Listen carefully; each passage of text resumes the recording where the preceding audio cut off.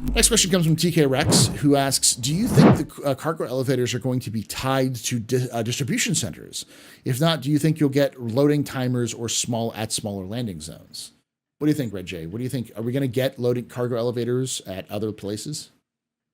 Yes. And I think that's going to be one of the first times that we take some of the pressure off the current planetary landing locations. So on the PTU, um, we often are told to test specific things, and a lot of people do listen. At the very least, we all usually spawn in at the same place. Mm-hmm. So if the server crashes, you all wake up in the same location, it puts a heck of a load on the system. If we were able to spread out the server population into like maybe not tiny places, but like medium-sized landing locations that had also cargo elevators implemented, that would be a welcome relief, I think, to spread people out a bit. Okay. I'll jump in and say, yeah, I think they'll have to find a way of doing cargo elevators everywhere. I think they'll come up with a way of doing cargo elevators for like outposts and stuff like that at some point, or just remove the ability to trade at outposts, which is fine in my opinion. I think removing the ability to trade at outposts and focusing on distribution centers makes sense. There may be like a pad where you can sell stuff for places, or like maybe a pad where it'll like you'll pick up like a designated area which will spawn in when you say get like a cargo mission.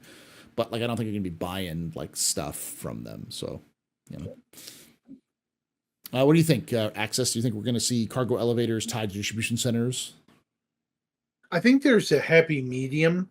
We might see a combination of these distribution centers in the middle. We're starting to see it already, from these old outposts of yore to these bigger and bigger settlements. I think we're going to start to see not only these distribution centers, but have like small settlements built around them, making them basically small towns, like smokestack towns in the old, the 1950s and 60s in the US.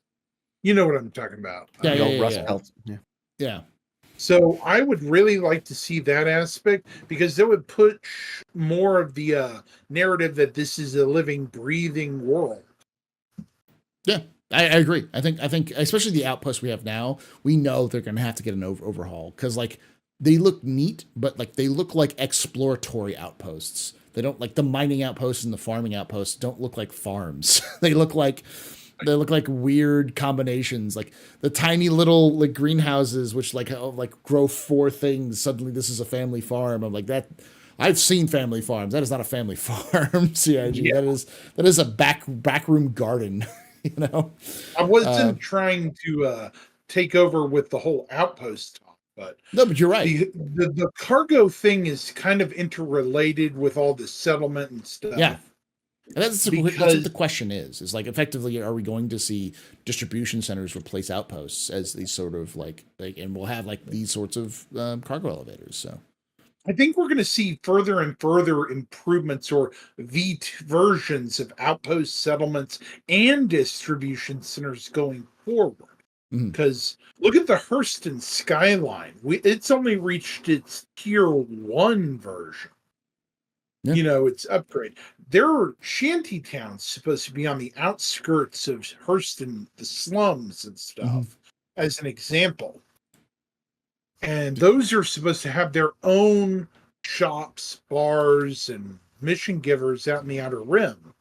I'm just speaking from lore and what's going to happen in Hurston. Yeah. And in Loreville. A lot of people don't know that, especially the newer people coming into the game. Yeah, they used to have shanty towns too. The old version of Loreville did have little small shanty towns that were kind of the start of. So, sorry to get on. No. I think that was the spirit of the question. Is like, what's going to happen when these cargo elevators happen? Like, it's going to have to change, not just landing, not just landing zones or stations. Like, this is going to be the future of cargo. So if this is the future of cargo, how is it going to impact outposts and settlements, any place where you're going to be buying or selling cargo in the general? And I think that's a good question going forward. And Night Black Sun adds to it. He says, or maybe there'll be contracts to take commodities from the outposts and mines to the distribution centers. That's a good point. That is, but I mean, the question becomes like, where do you get these commodities? Because right now you go to the kiosk and you hit button and it magically appears, but they want to physicalize it. So where is it going to be physicalized? Are we going to see like an area that's just filled with 32 SU crates of like iron that you're going to have to move physically? And you know, what happens if people steal them? You know, or they steal them? That kind of stuff. So, you know, I'd like to thank you for watching. And if you enjoyed the video, think about tapping the like button, subscribing for more content, and hitting the bell icon to be notified when these release. I'd also like to thank those on screen now for supporting the channel financially. If you want to throw in a few credits, think about becoming a member on YouTube. And if you want a bit more for your contribution, join the Ko-fi or Patreon. Patreons and Ko-fi members get early, ad-free access to all videos, including exclusive early access to my long-running Complete History of Star Citizen lore series. Check those out now in the top right if you want to know what you're getting. And I want to hear your thoughts on this video and on any other lore topics in the comments below. And as always, remember, ex Historia ad Astra.